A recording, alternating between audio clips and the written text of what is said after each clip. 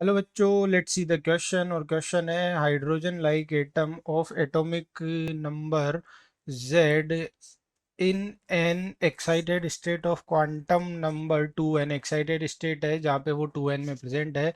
It can emit a maximum energy photon of 204 electron volt if it makes a transition to quantum state N. A photon of energy 40.8 electron volt.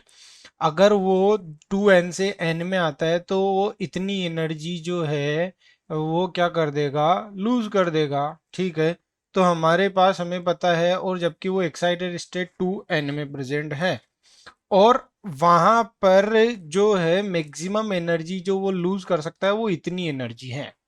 Maximum energy lose करने के लिए उसे electron को कहाँ पे भेजना पड़ेगा, ground state में।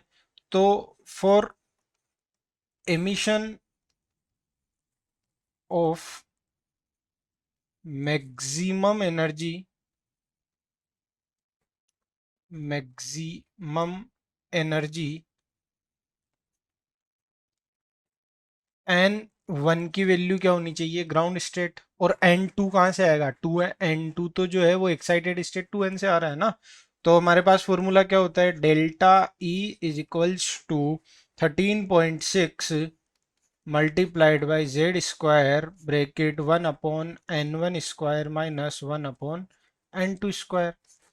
तो अगर वो ग्राउंड स्टेट में आ जाए तो एनर्जी का डिफरेंस कितना होगा, 204 इलेक्ट्रॉन वोल्ट का होगा।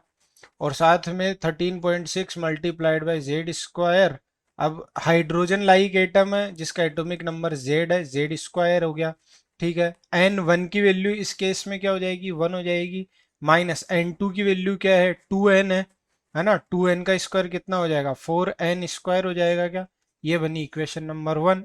अब हमारे पास मान लो कि वो फर्स्ट में नहीं आ रहा है कि n में जा रहा है, तो फिर एनर्जी का डिफरेंस कितना दिया हुआ है, 40.8 electron volt is equals to 13.6 multiplied by Z square divide by 1/n square minus 1/4n square.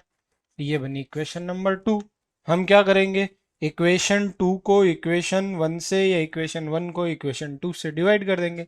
तो सिंपल हम काम करते हैं, इक्वेशन 1 को इक्वेशन 2 से डिवाइड कर देते हैं। 204 में भाग देंगे हम सबसे पहले। 204 divide by 40.8 is equals to, ये पूरा का पूरा कैंसिल आउट हो जाएगा। 13.6 multiplied by z square same ही है दोनों में।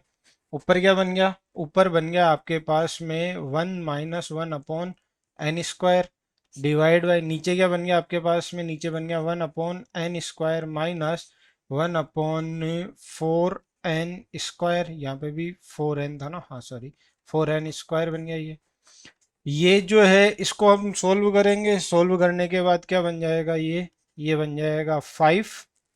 यहाँ लिख देता हूँ मैं 5 इज इक्वल्स टू, ये क्या गया, 4n स्क्वायर ऊपर गया, 4n square minus 1 divide by 4n square. और फिर ये बन जाएगा आपका 4 - 1 डिवाइड बाई 4n स्क्वायर। ये से ये कैंसिल आउट हो गया। अब हमारे पास क्या बना, अगली स्टेप में हमारे पास जो है एन स्क्वायर की वैल्यू निकालनी है ना हमें। तो वो हम निकाल लेंगे डायरेक्टली, मैं आपको बता देता हूँ, कैलकुलेशन आप कर लेना। 4n स्क्वायर बनेगा आपके पास में 16, तो एन स्क्वायर बनेगा आपके पास में 4, तो एन बन जाएगा 2। एन की वैल्यू 2 है, तो एक्साइटेड स्टेट में कौन सी एक्साइटेड स्टेट में प्रेजेंट है, इनिशियल एक्साइटेड स्टेट क्या है, what is in an excited state। so initial excited state क्या है, initial excited state कौन सी एक्साइटेड स्टेट में प्रेजेंट है, तो 2 multiplied by 2 which is equals to 4। तो यहाँ पे कौन सा ऑप्शन करेक्ट है, अपने पास में A option is correct. I hope you understood it very well, best of luck.